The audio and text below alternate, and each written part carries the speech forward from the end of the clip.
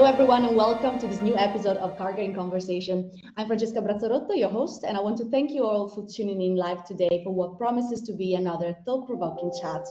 For those of you who haven't attended before, this series is a quarterly event that brings together experts from across the scholarly publishing landscape, publishers, librarians, funders, and researchers from around the world. Our goal is to create space for open, timely conversations about the latest trends and challenges in academic life, research, and publishing from all perspectives. So before we begin, just a few quick housekeeping notes. As usual, this session is being recorded, and we'll share the link with all registrants after the event. You can submit your questions at any time using the question box or the chat, and I'll monitor them, and we'll leave time at the end to answer them. Feel free to use the chat for reaction and comments as well, but please keep it respectful and on topic. Closed captions are available. Just click the CC button on your screen if you'd like to turn them on. Now to today's topic.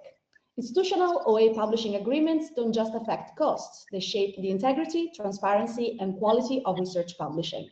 In today's session, we'll explore the shared responsibility that libraries, consortia, and institutions have in setting these standards. How can we balance price, speed, and openness without compromising research quality?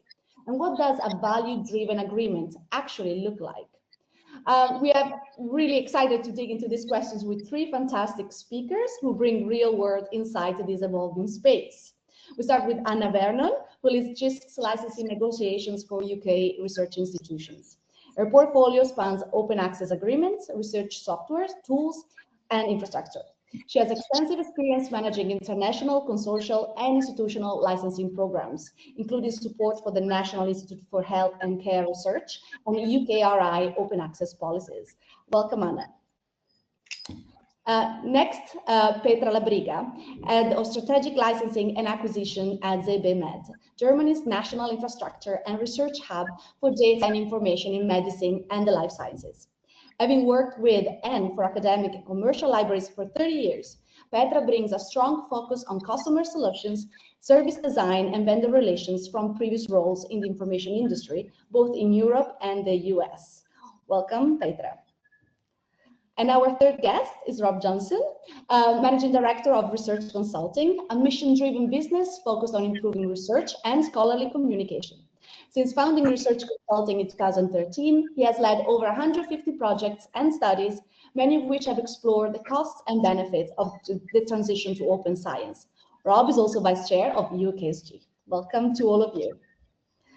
And guiding us through today's conversation is our moderator, Chris Box, Head of Academic and Research Markets here at Karger.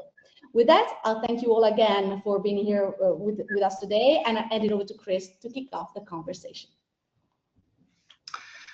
Great, thanks, Fran, and thanks for the background. A warm welcome to all of our listeners from me, and also a warm welcome to all of our speakers. I think it's going to be an interesting topic. It's a slightly different angle than we perhaps often talk about with transformative agreements, and really appreciate our speakers joining us. I think maybe just before we get started as well, I'd say is I think this is some areas that this is still quite new in the thinking, let's say, and so I'm not sure by the end of today we'll come up with all of the answers, but we really appreciate all of the speakers contributing to that, and hopefully it helps to move the conversation forwards. And yeah, so let's make a start. So let's start by trying to put a kind of definition around this. So, you know, when we're thinking about trying to define quality beyond cost when it comes to open access or transformative agreements, you know, what does value really mean in transformative or publishing agreements? And beyond price, what indicators of quality, openness, and ethical practices matter most to institutions and researchers? Anna, perhaps we might come to you first on this. It'd be great to get your general feelings on this, and any kind of how you like to try and define this area that we're touching on. Yes, it's a difficult question, so thanks, Christian. I think it really does depend which institution you ask, and I think this is really important for consortia, because it's really important that we provide value for all types of institutions. So for many institutions, it's that curation, it's access, and perhaps the ability to publish within those agreements. But we've seen through the next generation open access requirements institutions of all types are really looking for their limited spend to be used to push for more systemic changes in scholarly publishing, and I'm sure we'll pick up on some of that later. Yeah, and so, I mean, are there particular metrics which you particularly focus on at this stage when you're thinking about those aspects, or is that still something that's just in development, if you like? Do you mean in terms of research integrity, or? I think the general question, I guess, of trying to capture value beyond just thinking about price when we think about transformative agreements, let's say. Yeah. So we've been giving this quite a lot of thought. So myself, plus Coalition S, we chaired a working group, an international working group that's really trying to arrive at models that extended participation in agreements. So we weren't able to land on one or two models, but what we did do with the group is establish what we're calling equitable indicators. So those indicators really try and identify the business models and the extent to which they extend or possibly restrict the ability to publish openly and to participate in open research. So when we make our agreements available, and I'll share the link in the chat, we then give not just the financial kind of offer terms, but we're also giving that lens of okay, what's the extent to which this publisher has engaged with open research practices? Does their model mean that no researcher has to ask for waivers, etc.? So it's looking at these agreements in a slightly different way. Mm-hmm. That's great. Yeah, I mean, I know I've seen that piece of work that you've done before, and I'm sure all of our listeners would be keen to see that if they haven't seen it already. But Petra, perhaps we might come to you next on the question of how you define this aspect of kind of value and quality when it comes to open access agreements and transformative agreements. Okay, I'd be very open and say that I'm probably the most pragmatic person, and I really admire Anna and definitely Rob for all the theory they'll bring to the table today. So I have been in this area for the last, 2021, that makes it 4 years now, negotiating consortia deals. So I've been in the library sector before for a very long time. And basically, I think there's probably an elephant in the room that we don't really want to talk about, but I will. We do this for scientists. I mean, yes, we are librarians. I'm not, but we are libraries, and we're consultants, and we consult libraries. But then at the end of the day, we have in Germany and in the world, I guess, is the freedom of science. So Freiheit der Wissenschaft. I'm even trying to get hold of it in German now. And that means that every author, every woman, every man who wants to publish as a scientist can do wherever they want that, wherever they want to. And so it's their decision. And of course, we help them. So sometimes they come to us and we help them. And so consortial negotiators and consortial leaders are probably seen as people who give some kind of guidance, and probably sometimes it's also seen as a seal of approval. But at the end of the day, the question is, what does the scientist want? And you know what they want? They want the impact factor. So here we are with all our openness and say, oh, we need to be open and Plan S and all of that. And I'm all for it. But at the end of the day, you asked the question, what's value? And it's been a very long way of me getting there. Sorry for that. It's still very much the value is very much in the impact factor, in the I'm trying to find the word, in the value of the journal. I mean, we still think of that in the brand. That was the word I was looking for. So yeah, it'll be great to have all these theories and stuff, but I think we don't really so far influence the scientists in that matter, because they want to have careers. I'm from the life sciences background with my institution, and so in medicine, for example, it very, very much matters where you publish. Sorry, that was long. No, that's helpful, but I think it gets across this important point that it is one thing for how you might determine what value might look like, but in the end you're negotiating the agreement on behalf of others largely, and so in some ways you can guide them and help them on some of these topics. In other ways, you need to be led by what they see as value. And I think that's perhaps one of the tensions we can delve into in a bit more detail when we come on to some of the other topics as well. So, but yeah, Rob, perhaps we could come to you next. I mean, obviously you're in a different position in that you're not necessarily negotiating these agreements, but you would have represented different stakeholders in the community for different reasons, and I'm really interested to get your sort of general thoughts on this. Yeah, thank you, Chris. Well, I'd certainly sort of endorse what Anna and Petra had said, and I think that point about what do the researchers want and where are their incentives is, of course, crucial. I mean, one perspective I can bring to this is a piece of work we've been working on over the last sort of 6 to 8 months for OASPA, so that's the Open Access Scholarly Publishers Association. So we did a piece of work and looking at, it was called the next 50%. So we're currently at about 50% open access publications, depending on exactly how you measure it. And the question was, well, how do you get to the next 50%? And where we ended up was actually saying, well, maybe it's not really about percentages. And so I'll put a link in the chat. I think I might need one of you at Karger to share it.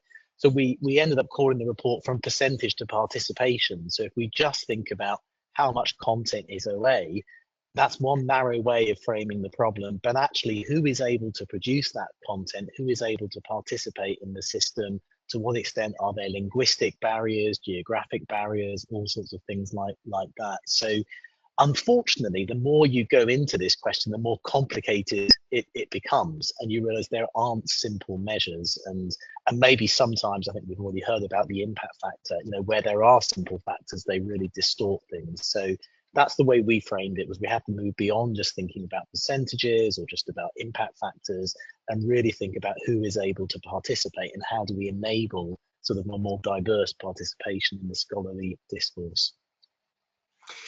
So that's interesting, I guess, because that's kind of saying rather about how do we get to this particular position. It's more about how you take away the barriers that prevent people from contributing towards that and helping to sort of, as a way to move things forward. And so a slightly different way of looking.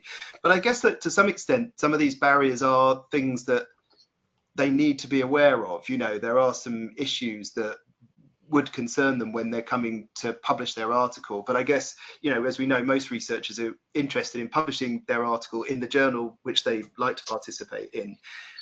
But I mean, when you're talking with some of your the people that you represent, how much do you need to talk about things like ethical standards and research integrity standards, and how much of that is a concern for them, given that it's a kind of wider picture, if you like, rather than it necessarily being just focused on their article when they come to publish that? Anna, perhaps just as we're going around, perhaps you and your thoughts on that. Yeah, I wanted to pick up on Petra's excellent point around we do this for scientists, because, and this should loop into this, because, you know, we can see that the volume of articles is going up. I think it's 35% in the last 5 years. You know, that puts enormous amount of pressure on peer reviewers, researchers, etc. And, you know, we thought about this very carefully on where can we as consortia and libraries, you know, use whatever levers we've got in our disposal. And I think it is around the money and making sure that, you know, that we don't inadvertently put in place models that are incentivizing article growth and journal growth and those behaviors that we know. So our discussions with publishers have been really focused on, okay, what are you doing around sort of responsible article growth, I think, and really understanding what they're doing around research integrity practices.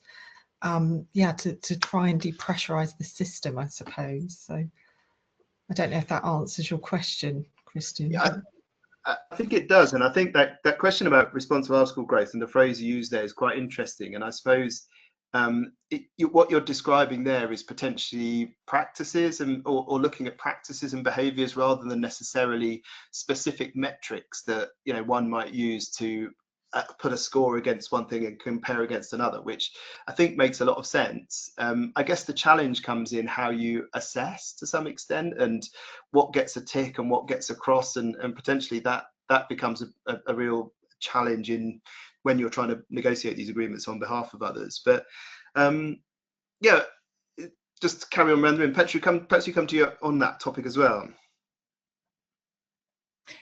Yes, I think I have a real life problem, but I don't want to name the publisher. But one of my consortia, and the Germans will know who I'm talking about if there are any Germans on the call, because it's an open access publisher, there has been a lot of bad press, and not always, I mean, from my point of view and from the factual point of view, and not really rooted in truth. So what we have done is we've done a lot of webinars, and we've done a number of also real life face-to-face meetings with people in groups, so that people can actually talk about their concerns and talk about things like special issues and very aggressive mailings to authors, how can you, please send us your latest work and please publish with us, etc., etc.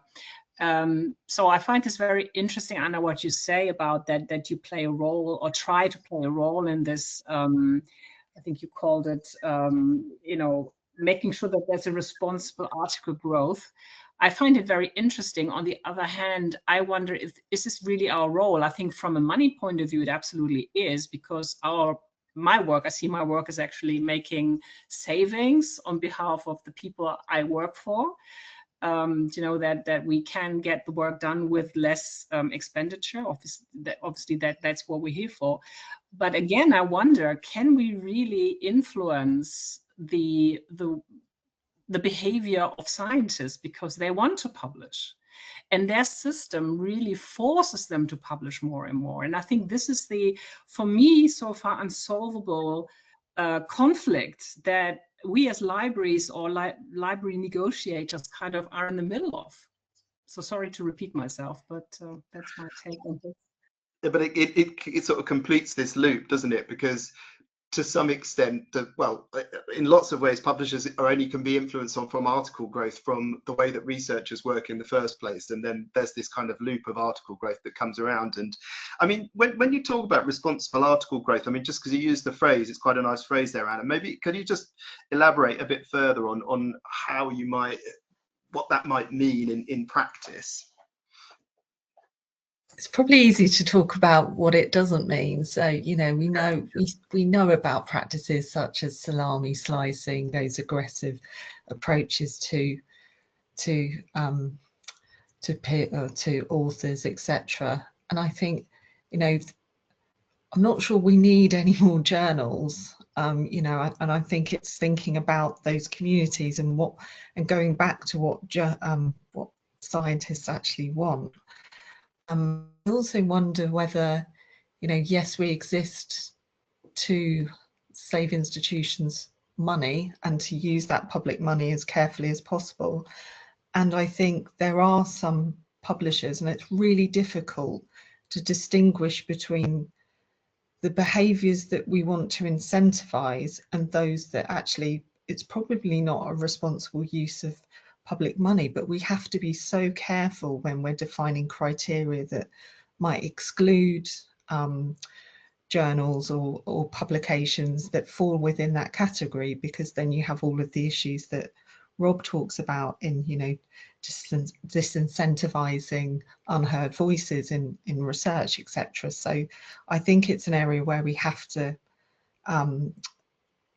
walk really carefully and work with publishers to come up with standards to say, actually, we don't think it's appropriate. There's probably another home for that research, but it's not via a per article paid model or something like that, I think, because the business models do seem to be contributing to this article growth. Yeah, and I think it's what's interesting about that as well is this point of defining what perhaps it isn't in some instances, which I think is really helpful. But I guess it's one thing defining what it or what it isn't or what it is, but it's also about what actions you take if that something like that is identified, and what steps should be taken from that perspective. And perhaps we'll come on to that in a bit actually. But Rob, I'm just wondering, perhaps coming back to the work which you did on with the OASPA report, or with other projects or that you've worked on, or just your general opinions, this topic of kind of responsible publishing, and what are your feelings on that, and how easy it is to try to capture what we might mean by that? Yeah, I mean, it is very hard, clearly. So something we've been doing over the last few weeks is interviewing a number of authors and librarians, institutional leaders in different parts of Asia, and you realise that their idea of quality and value is not necessarily the same as our idea in Europe, and it might be different again in the US. So I was talking to a vice chancellor at a Malaysian institution this morning, and he was saying, we just see paying APCs as a cost of doing business. Actually, my job as a vice chancellor is to get my institution up the rankings, and I have to get my researchers publishing in the journals that are counted in those rankings. And if I have to pay APCs to do that, that is a cost of doing business. So it's a much more sort of instrumental approach to it than we might see perhaps in parts of Europe. I also had authors saying to me things like, we're doing review work for these publishers, so we want the agreements that we have to recognize the value that we are bringing to the publisher by doing reviews. I mean, you hear that said in the West, but generally not in quite the same way. So it's really interesting hearing about that idea of value, that idea of fair exchange is not necessarily a sort of universal set of principles that we can all sign up to. So when you talk about from price to principles, well, whose principles are we trying to follow? And we have to recognize they may not be the same around the world. Yeah, that's really a good point. And I guess that's the same as you talked on about, Anna, earlier on, not necessarily about from an international perspective, but the different institutions that you represent could have very different priorities, and as a result it's not easy to define a set of principles that are universally accepted by all, or universally important to all, let's say. Okay, so I guess we've tried to put some definition around some of the other aspects outside of that when you're thinking about negotiating agreements. Maybe I wanted to try and bring in the question then about how you bring them in as a priority. And Petra, maybe we could come to you first on this. I wonder if I know what you might say based on what you've said so far, is that you described one of the main reasons one of the main functions that your organization provides is to get value for money for those institutions. So how do you, or savings, let's say, I think was how you referred to them, but how do you bring in those other aspects into that negotiation that are outside of just the price considerations, or is it purely really about price is your primary concern? I can probably bring, as in the last 3 years, we have worked and we brought in new deals with Gold OA publishers. And so I did this, and I speak entirely just for myself here, not on behalf of my organization or so, but I really wanted to do something for OA. And there's a funny, quite recent view on Gold OA at the moment. It's my impression. Oh, you pay an APC, this is bad. So Rob, I found this interesting, what you just said about Asia. But at the end of the day, when like 20 years ago, declaration of open access, etc., I think by trying to change the world and change the system and thinking there's enough money in the system, there was this idea that we take money from reading and put it into publishing, and of course in the middle is all the transformative stuff that's happening. So I just said, okay, I don't need to be transformative. I can just do a deal with Gold OA publishers, and nobody had done that before. And it was kind of, I had the feeling that it was a little bit, maybe we don't want to do it. I don't know, but we just thought, okay, let's do it. So we did 2 national deals with the biggest Gold OA publishers that are out there. And this is where I see both. I see open access, which is there, which might not be the most preferably open access anymore, because it's a lot of talk about diamond now. Nobody's paying. I have big question marks about that, because somebody's always paying. But anyway, so the open access thing there, I'm a big fan of Plan S, and at the same time, also making savings through the consortium. Yeah, so I guess what you're describing there is that some of the principles that, let's say, transformative agreements specifically were trying to address, whether you were necessarily meeting those principles, it was more important that you felt there was an opportunity for an agreement to be in place that would benefit the researchers and drive things from an open perspective. And how about from your perspective? I mean, I'm wondering if you have had situations in your negotiations where you've seen factors that are important to communicate beyond price, let's say ethical considerations or something like that, and how the communication needs to happen with the stakeholders that you represent on those kind of topics. Yeah, just to agree as well, we've got agreements with fully open access publishers. It's really difficult at the moment. Our institutions are under extreme financial pressures. We had this morning that one of our universities, they've had to close a campus, and it's my local campus actually. So it's really affected the community, you know, my local community. And so it is, you know, I don't want to, price is the most important thing, but because our institutions are having to make really difficult decisions and often needing to cancel agreements, they're then thinking, okay, how are these agreements going to be sustainable for us, not for this year but the following years? And I think transitional agreements, we call them that, not transformative, have been a good container to contain costs because they use existing subscription spend.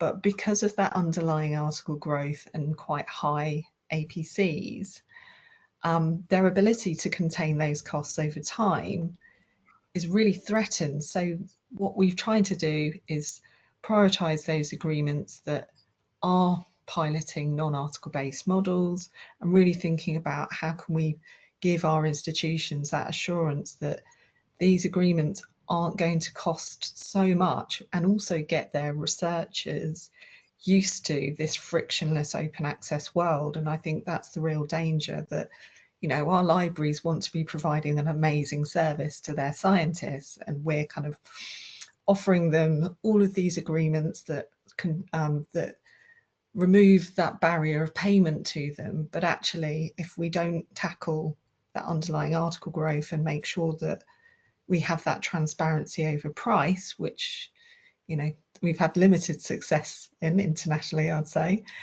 you know, we're not going to get there. So I will shut up now.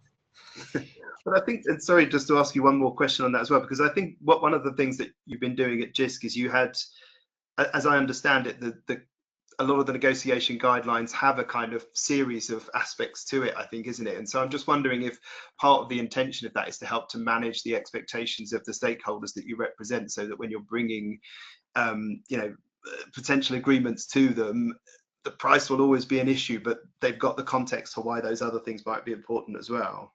Yeah, exactly. And I think that's really important for publishers as well, because so that they can see and they can point to you know, their stakeholders and say, this is really important and this is coming up, not just for the UK, it's being raised.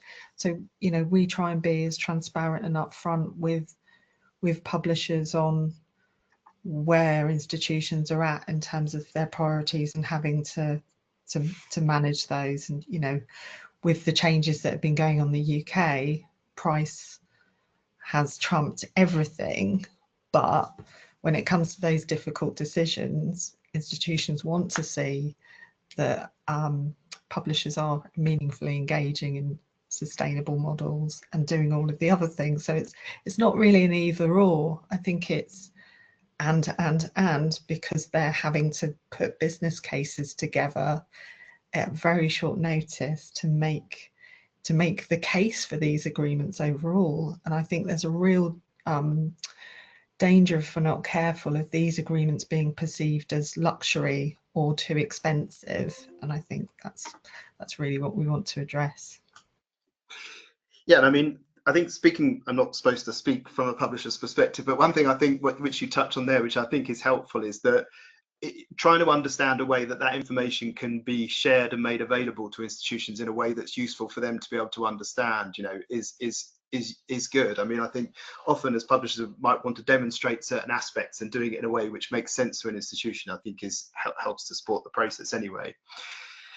Let's talk about one particular area, I guess, that is a concern for everyone in scholarly publishing, and might prove a factor that we need to consider out in taking decisions on open access agreements and transformative agreements, and that's research integrity. You know, it's widely talked about at the moment. You know, we know that it's under growing scrutiny, and that knowing even a few bad actors can damage trust across the entire scholarly ecosystem. So thinking now specifically about research integrity, I'm wondering how just to get your thoughts on how institutions and libraries could embed integrity into OA agreement negotiations, and what kind of concrete responsibilities could publishers and institutions take to try and ensure that these deals strengthen ethical standards and rigorous editorial practices. Rob, maybe we might come to you on this first, and get your thoughts specifically on this difficult topic of research integrity, a very important topic of research integrity. Yeah, I mean, it is it's a tricky one. There are some things that are quite binary in the system that are sort of checks on integrity. So very crudely, if a journal loses its impact factor, in most cases, its submissions plummet very quickly and its financial viability changes very quickly. So you've got some mechanisms. Of course, that's a process administered by a commercial organization where there are sort of at the margins some checks on integrity.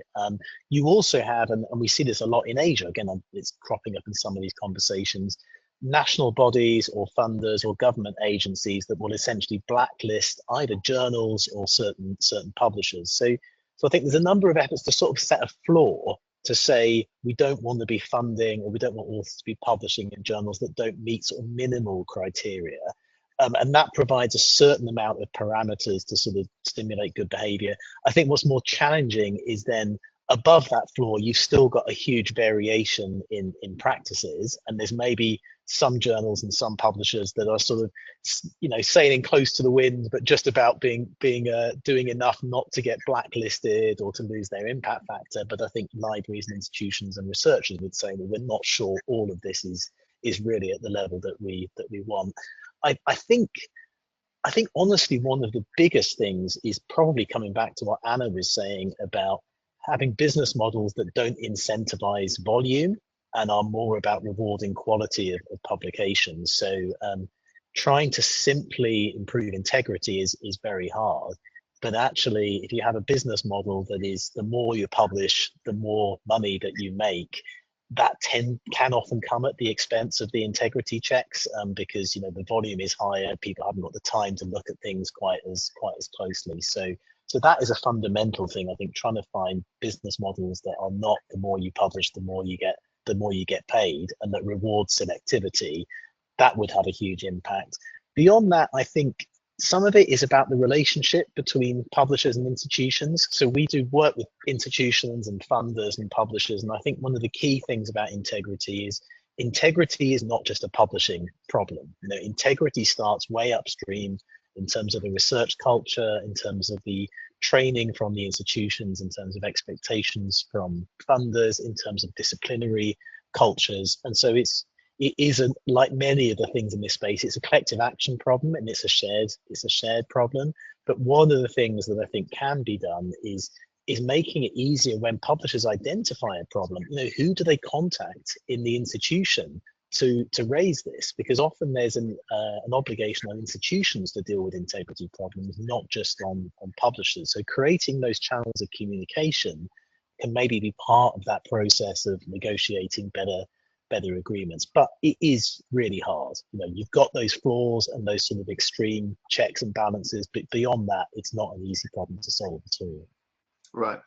Yeah, and I suppose it's that thing about, you know, there's one aspect which is identifying the negative behavior, you know, or let's say, no, where there's been delisting and things like that, it's easy to identify that. I suppose the other thing is about how we try and kind of reward good behavior to some extent, or good practices, and that's obviously quite difficult to do, I think. But Petra, interested to get your views on this whole area of research integrity and transformative and open access agreements, and how much you think about that when you're approaching these conversations that you have.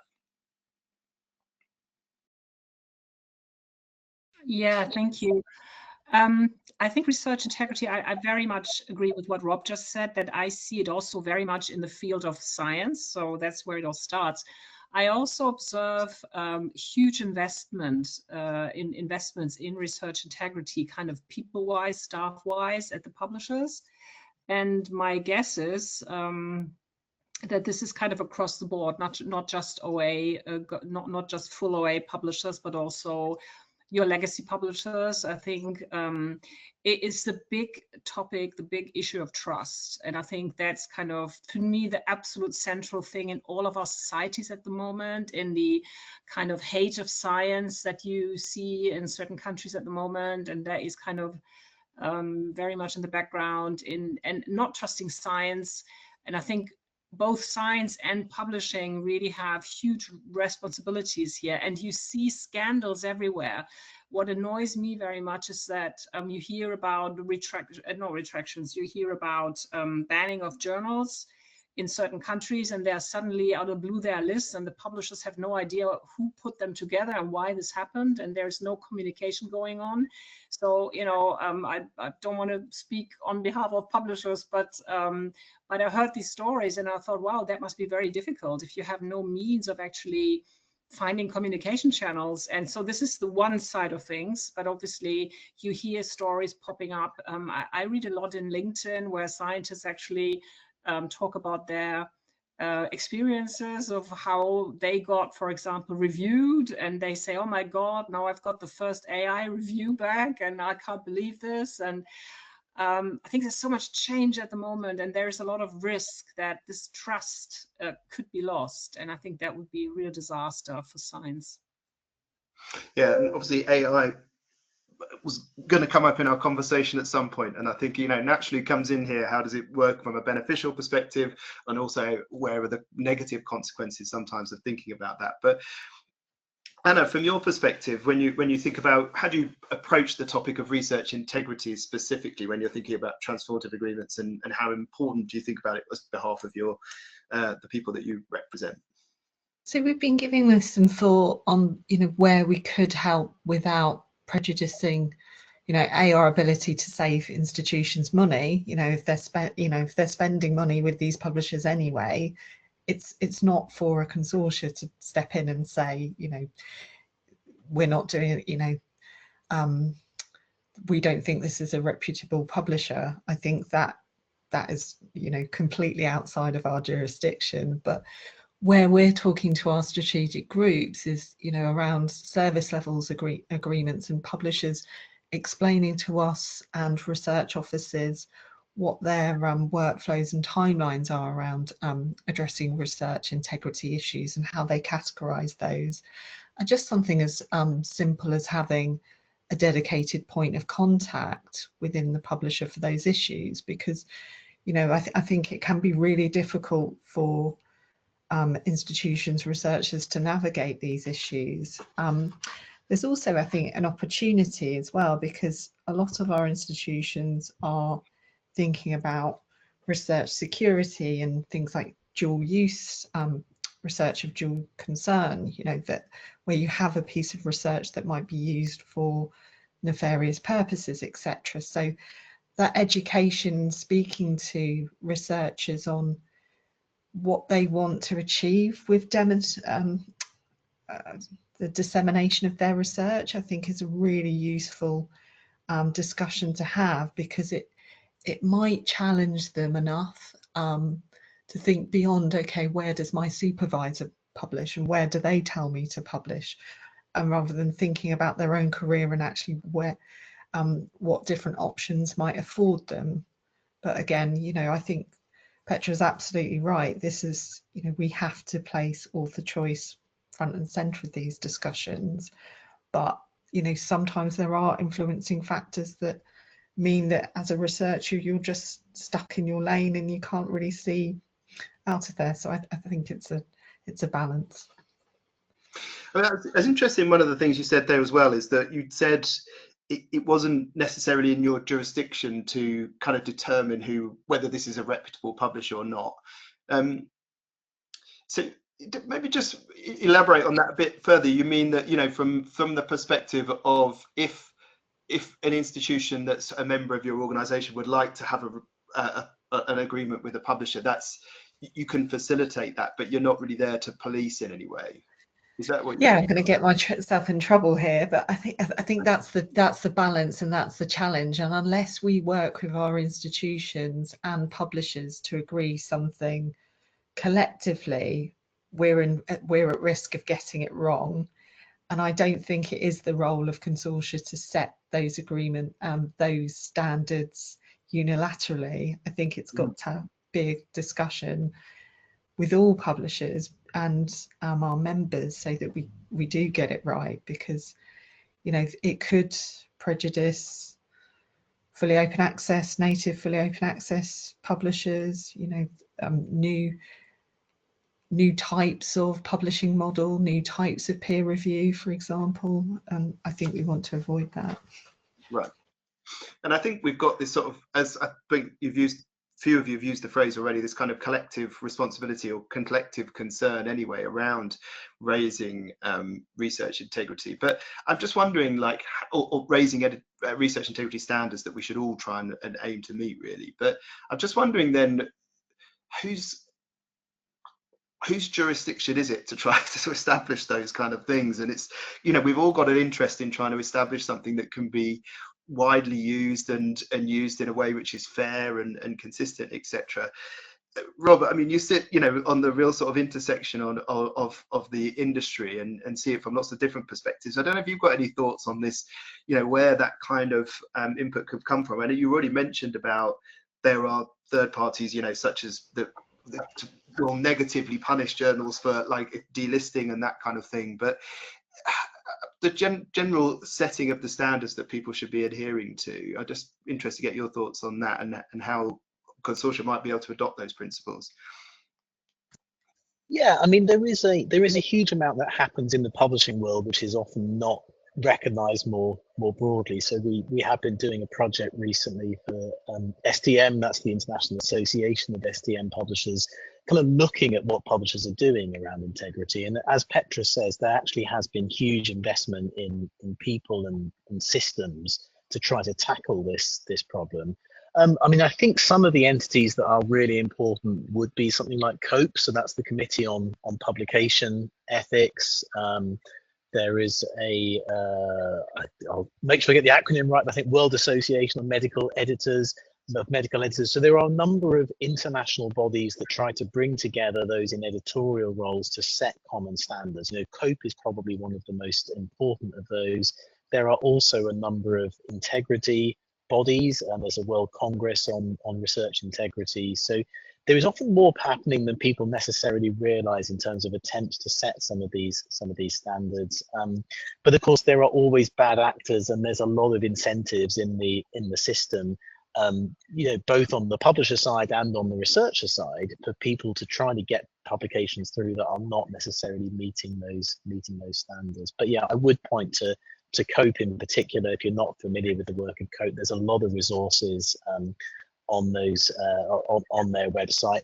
Also, some of the publisher trade bodies and associations, there's a lot of training, there's a lot of sharing of good practice between publishers to try to figure out how do you track this problem. And it is, you know, let's be clear, it's really difficult to tackle, because there's a number of different types of integrity problems. Some of them are involving peer review rings, some of them are involving AI, image manipulation. You know, it's not one problem and there's one solution. It's a number of different interlinked problems that need a number of different interlinked solutions. So it's a really tough one to tackle, but there are bodies like COPE, like some of the publisher trade associations, that are really working hard to try to find ways of improving the integrity of the scientific record.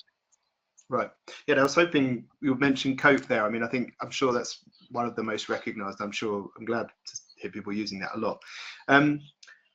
And I think the other big challenge with research integrity, we know the scale of it. I mean, obviously partly driven by the advances in generative AI, and I forget who it was. Someone said at a conference recently, and they described the research integrity problem, or certainly the fake science problem, that 10, 15 years ago was kind of like being mugged in the street, whereas now it's like organized crime, you know, and it's absolutely something so it's impossible, I think, that any publisher is not going to experience some kind of activity within that has, you know, research integrity issues and their ability to be able to manage that or not. But I guess what I think is interesting is for us to try and, of course, be aware of where there are negative problems, you know, and if there's sort of massive scales of retractions, obviously those are concerns, but also, I guess, highlighting those good practices as well as being it's not just a sort of area where we look at from a negative perspective. I'm wondering, just a general question for any of you, actually, are you aware of any circumstances where agreements have been terminated because of like negative practice that people have seen out there? I've never seen any in the news, actually, but I'm interested to understand if you've become any aware of those, not necessarily at your own organizations, but. I understand that several institutions wouldn't recognize outputs from a particular publisher, which had huge implications for early career researchers in that country. And so I think, yeah, that's also why we've started to give this a bit more attention, because the last thing we'd want is to, you know, to set up agreements and to have that kind of stamp of endorsement, and then, you know, institutions say, hang on, we're not supporting these. I think it depends on, this is a bit of a fudge, but I think it really depends on who you are and your responsibility, because, you know, if it's the institution's open access fund or a funder's open access fund, then rather than saying you can't publish here, they might say you can publish here, but we won't fund article processing charges or something. So that might be one way of looking at the problem. But yeah, it is a multifaceted issue, and I think having being able to go to those specific teams with questions and work through those questions with the publisher, when you've got those issues, would be really helpful. And then, you know, you can imagine consortia and others being able to establish a picture over time of a publisher acting quickly, responding in a timely manner, correcting the version of record, etc., with the data, with the links. But I think we just, you know, airing my dirty laundry here, we don't have that to hand, so we can't see on a kind of data-driven level where publishers are doing this really well. Mm-hmm. Yeah, and I think that's one of the, like, not complicated but difficult topics within, or difficult aspects of this, is about how we try and put it into a framework where people can measure it better and try and kind of adhere to those standards to some extent.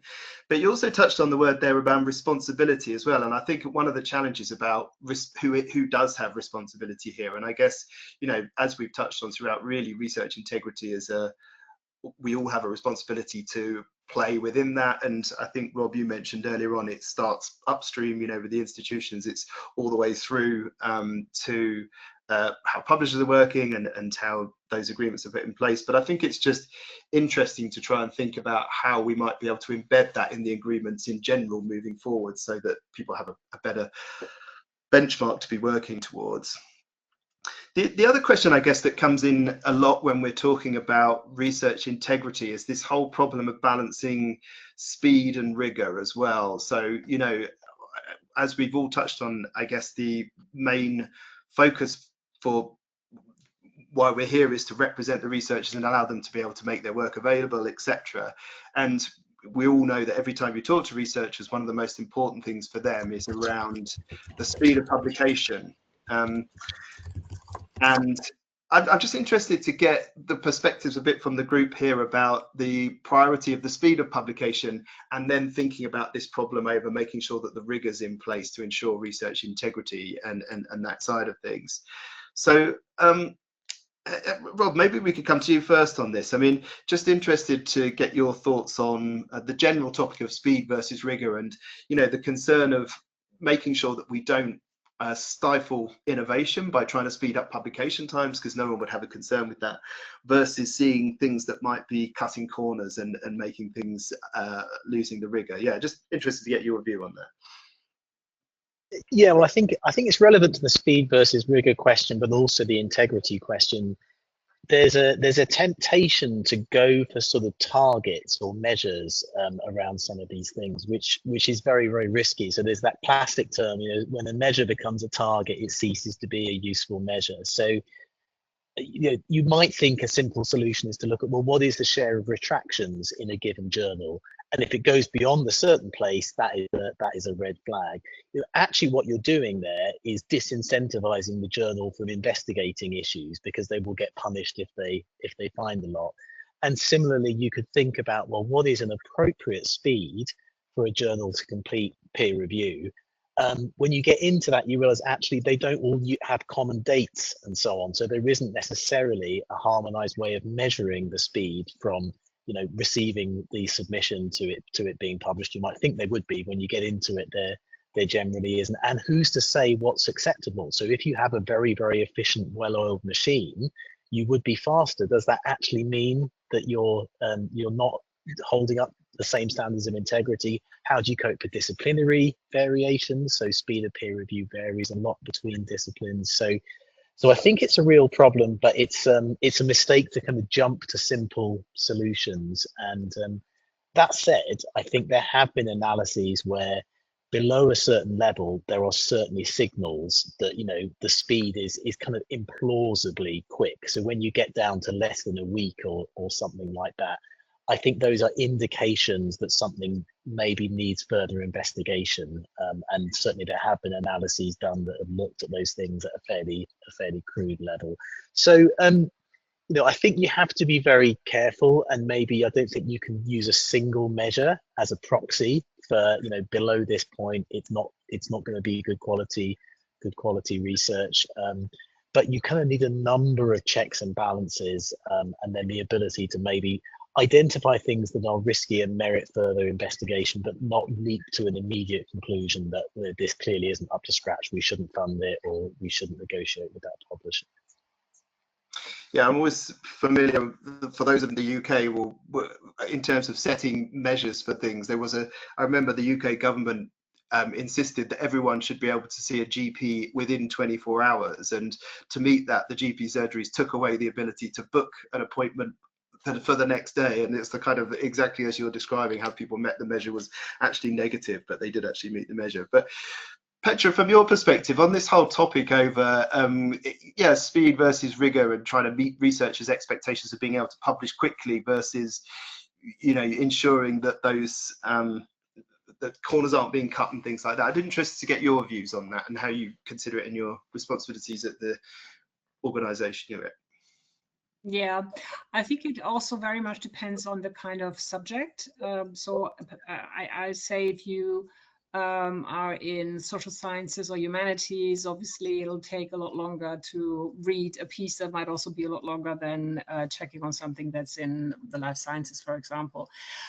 We've recently had a workshop on that where one of the publishers that we have lead the consortium for with is brought an editor and really explained the nuts and bolts of how they go about it. And as a scientist, she herself said, well, if I sit down and I do have time, it won't take me more than 4 hours. Maybe it takes me a day. So it's kind of, you know, this was in medicine. So it's really interesting to actually get that kind of perspective.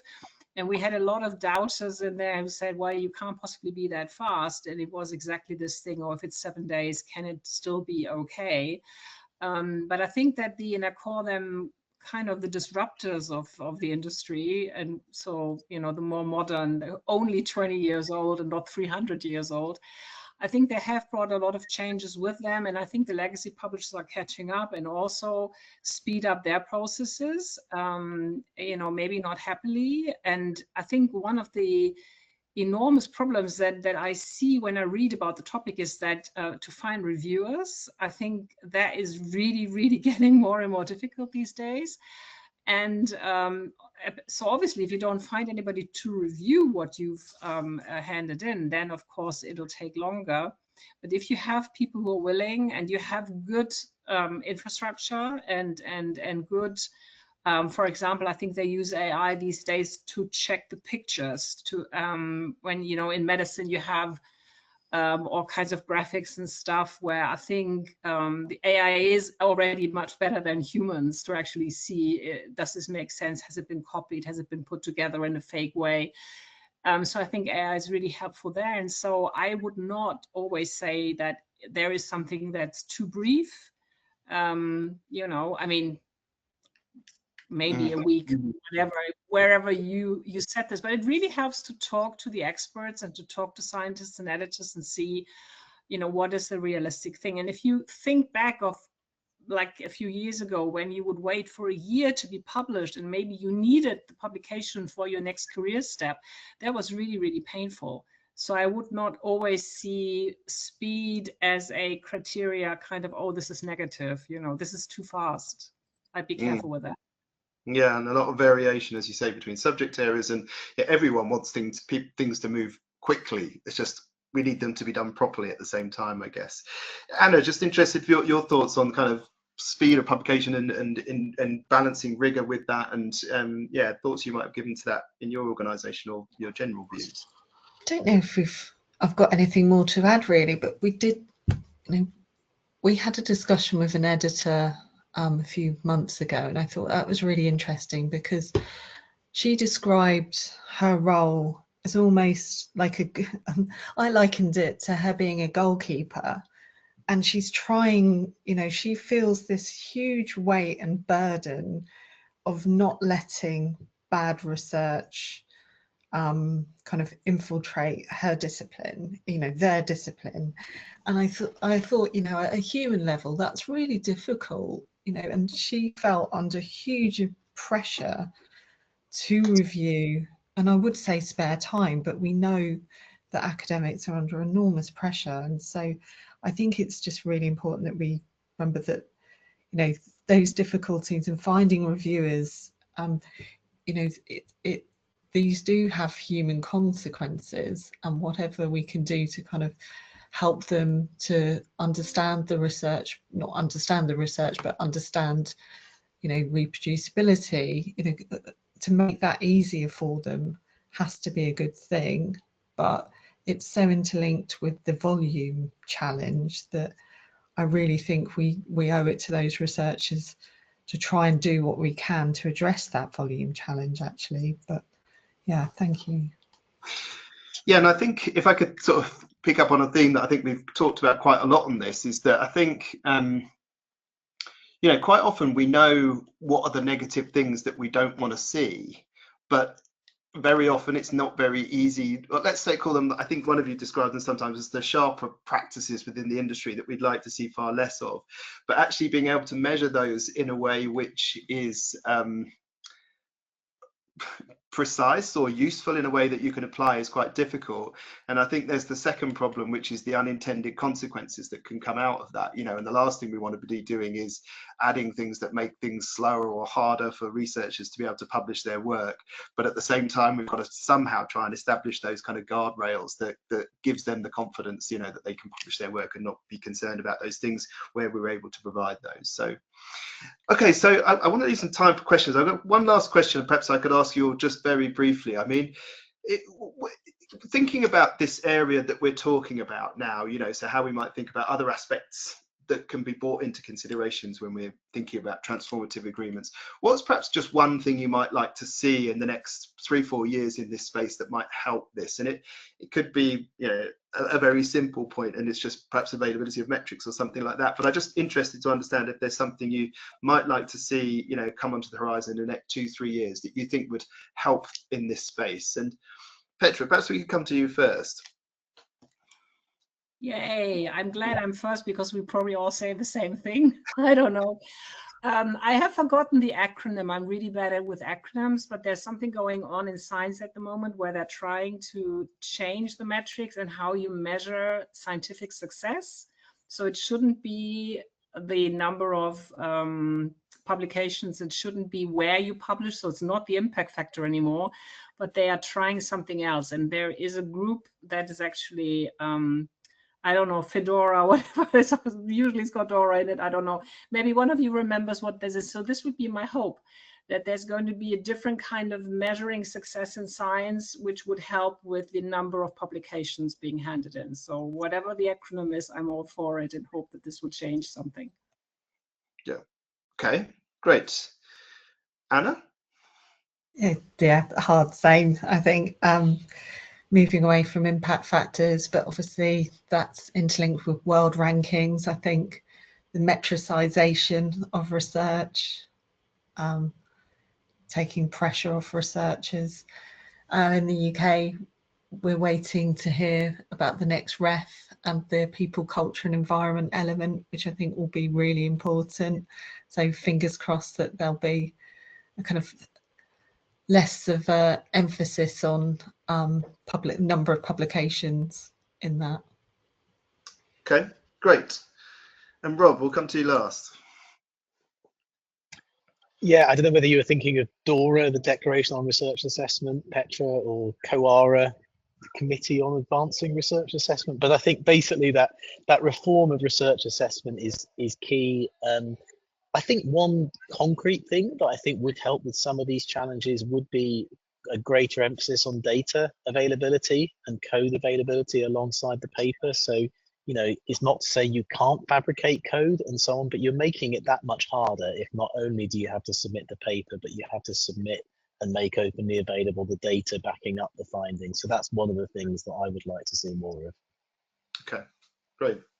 I know I don't usually get to add a point. The one thing I perhaps would just love to see is, you know, having, you know, worked for publishers for a number of years, a way to be able to demonstrate the work that's being done on research integrity and make it easy for consortia and institutions to be able to understand that and interpret that is, I think would be great. And I know there are some things where we can already do that, but I think to sort of help that interface and the ability to be able to demonstrate that, I think would be in a consistent and helpful way, I think would be really interesting. So I can see that Fran has appeared, so that usually means that we're now going to pause for questions. Yes. Thank you, everybody, for your answers so far and for your questions. There were a few people guessing the DORA acronym, so I can see. Thanks for everybody that guessed.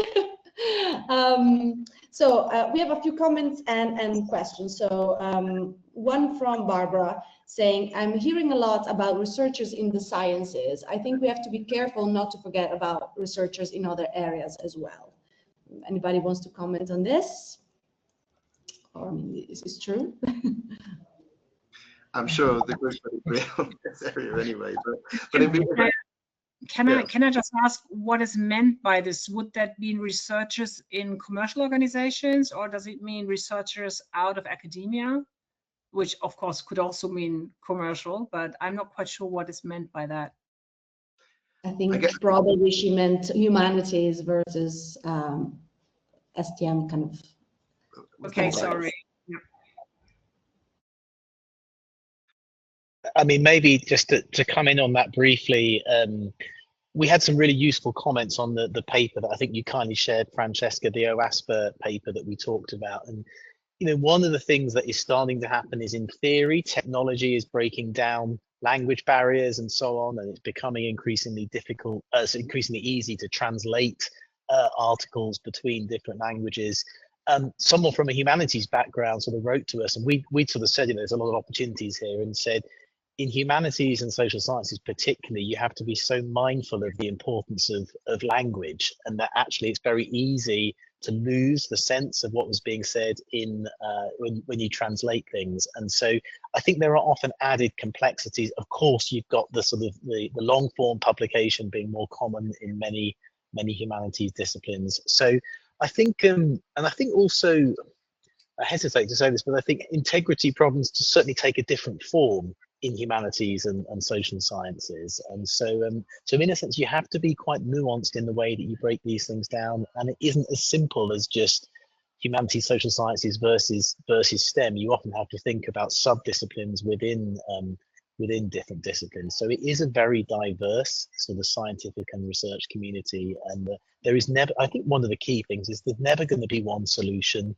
that works across the board, whether you're talking about business models, whether you're talking about speed or rigor, whether you're talking about integrity. You know, there's always going to need to be a sort of multiplicity of different approaches to these problems that are context specific. Yeah, thank you so much. Just put a hand going. I think perhaps you wanted to add to that. Yeah, I think I have a question that might kind of fit into this, the different subject areas, humanities, etc. Anna, you said that you are preferring certain publishing models now, and that was a long time ago. And I was just wondering if you could mention some. I was wondering, like, subscribe to open, is that something that would fall under these? Or I don't know if this is the right time to ask it, and you can also ignore me if it doesn't fit, but I think obviously for humanities, they need different models from what probably science needs. Yeah, so with the publishers that we're negotiating with at the moment, we've agreed pilot models that will take a subset of UK focused articles, so journals, so journals with a high proportion of UK articles, and within the agreement we're piloting those under a non-article based model. So those societies won't be paid on a per APC basis. It will be essentially a kind of diamond model within a transitional agreement. So provided that those, so that will be free to read, free to publish, provided that each year those journals get the required kind of levels of participation, you know, that lots of institutions don't already cancel. So it's a kind of flavour of subscribe to open, I suppose. Okay, great. Thank you. So we stay within the agreement kind of sphere. We have a question saying, you are talking about transformative agreements, but in practice, many journals are not transforming at all. We seem stuck in a hybrid system. How can future deals be adjusted so that more journals actually transform to gold away? It's very... Shall I take this on? Because we asked this question of ourselves.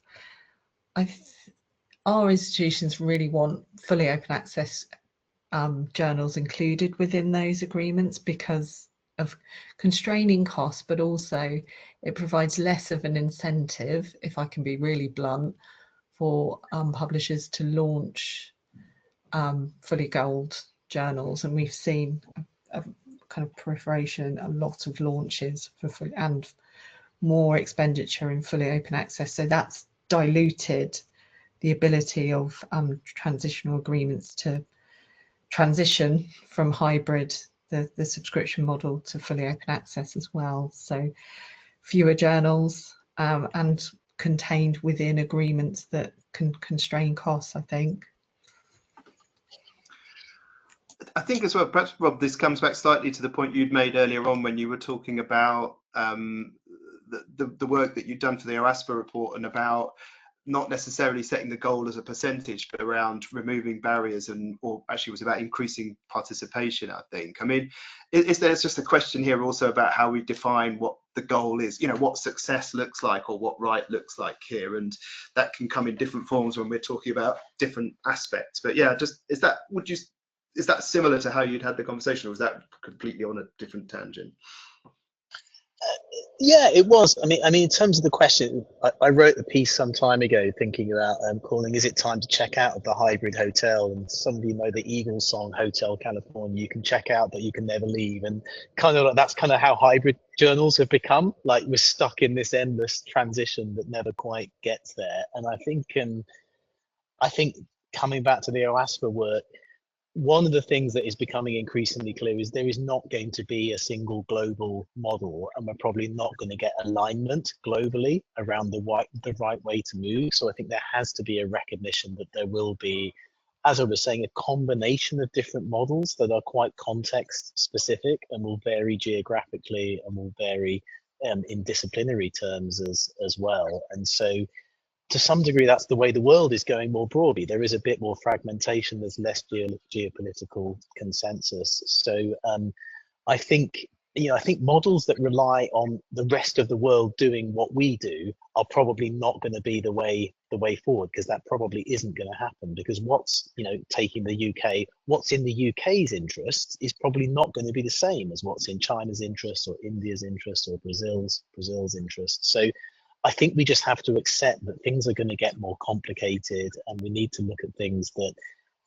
to some degree are good for the world, but also meet individual countries' needs. And that's not a particularly encouraging answer in a sense, but I think that's the reality of the current situation. So yeah, moving beyond transformative agreements and maybe looking at supporting those models that are offering value for money, meeting integrity reasons, rather than necessarily trying to shift the whole system in a particular direction from one part of the world is the way to go. And I'm just wondering as well, as part of that, is if it's, about making sure that, coming back to, I guess, the original topic that was around how we make sure that transformative agreements, read and publish agreements, whatever, fully open access agreements, however we want to call them, also have those different elements that bring in positive aspects that support the scholarly community as a whole. When we're touching on these points like research integrity and trying to encourage, the right practices and ethical practices when it comes to publishing and supporting the whole community from that perspective.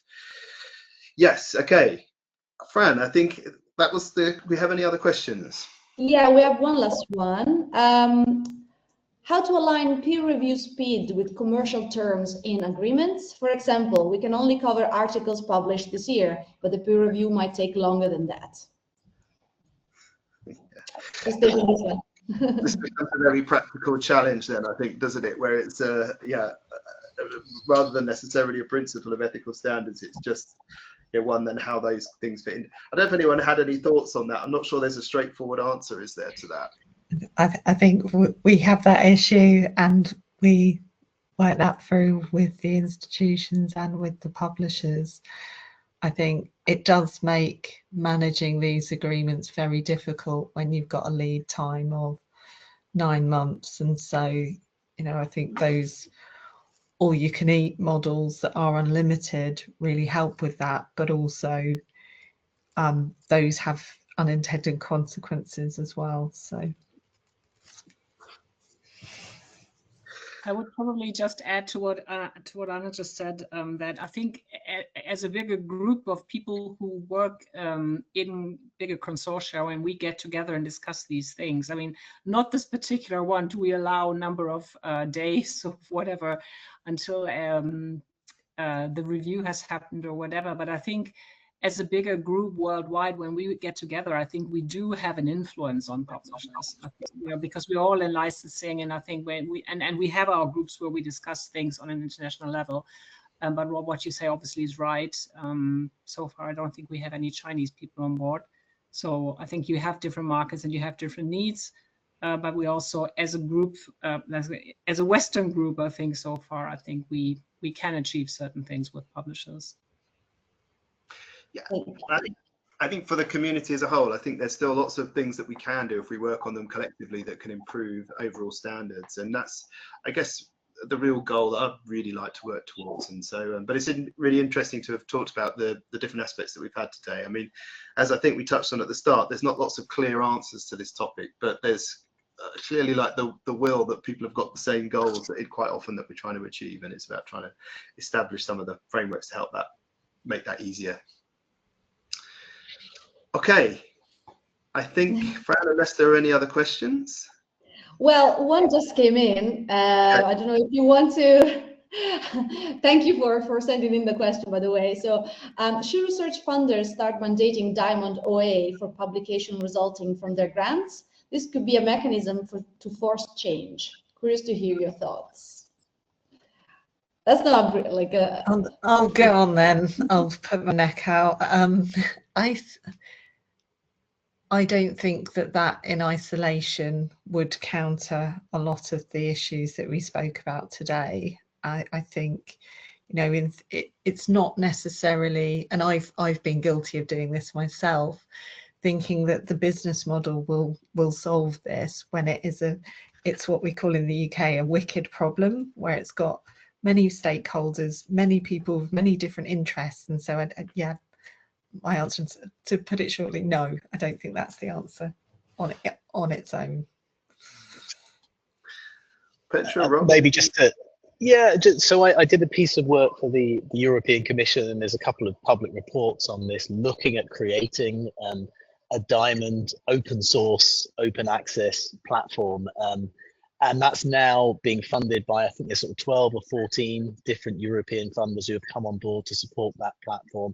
They're not going to be mandating it. And I think if a funder mandates publication in a particular venue, you do get into all sorts of ethical issues there, because then actually the funder is controlling the dissemination if they also control the platform, which in this case they would through funding it. So I think the separation of funding and publishing and the diversity of publishers is actually a strength of the system. And if you look at some of the things that are happening in the US at the moment, for example, the independence of journal publishing is really important, and I think is one of the things that needs to be protected. So I don't think funders should be mandating it, but I do think supporting diversity of the system by funding different models, particularly diamond OA models, and that being one of the options that is actively promoted to their grantees, is a really important way to go. Right. I think there's this whole question as well, and Petra, something you talked about earlier on, is the freedom of science. I think you referred to it as well, which I guess is also giving people the freedom to choose where they'd like to publish. And so, yeah, just any further thoughts from you on that point? I'm afraid I'm a diamond skeptic, but maybe I don't understand what it really entails and what it really means in the long run. So I have a lot to learn still, but I do appreciate the experience and the services that a number of great publishers are giving to the science community. We have the example of a few greedy ones, and they kind of give a bad reputation to the rest. I'm just kind of worried that with a lot of the diamond initiatives, we are throwing money at a problem, and we're throwing money at it for a short time, and I don't know how sustainable it is. And what I have in my mind is probably not what the whole of the diamond model stands for, but if every university is starting their own press again, I don't think this is helping with all the problems that we're having at the moment. So I do hope that publishing is going to, survive and doing the good things that publishing does, but maybe, become less greedy is a very simple way of saying it, and maybe stupid, but anyway, so it's what I can think of right now. Great. Okay, well, Fran, I think we'll bring the session to I'll hand over to Fran, but just doing so, I wanted to take the opportunity for myself to say thanks to Petra and Anna and Rob for all of your views. I think it's been a really interesting conversation, and I'll hand over to Fran to wrap up the session anyway. Yeah. Thank you, Chris. Thank you so much for joining us today for this episode of Karger in Conversation. A huge thank you to our speakers for bringing such clarity, honesty, and depth to the table. You gave us a lot to reflect on. We hope you enjoyed the discussion and that it sparks ideas, reflections, and maybe even a few new questions. As always, we want to make sure our content is as accessible and useful as possible, so you'll receive a link to the full recording in the next few days. We'll also be publishing a short article summarizing the key takeaways, in case you'd like to revisit or share with your colleagues and peers. And for those who prefer to read along, we'll also be sharing the full transcript of the conversation too. We'd love for you to be part of shaping what comes next, the next episode. So please take just a minute to answer the short survey that will pop up after the session, and also you'll receive with our email. And feel free to suggest any topics or speakers you think would be a great fit for future events. So we're always on the lookout for fresh ideas. So with that, I thank you all again, and until next time, and thank you again for being part of this conversation. Goodbye. Thank you.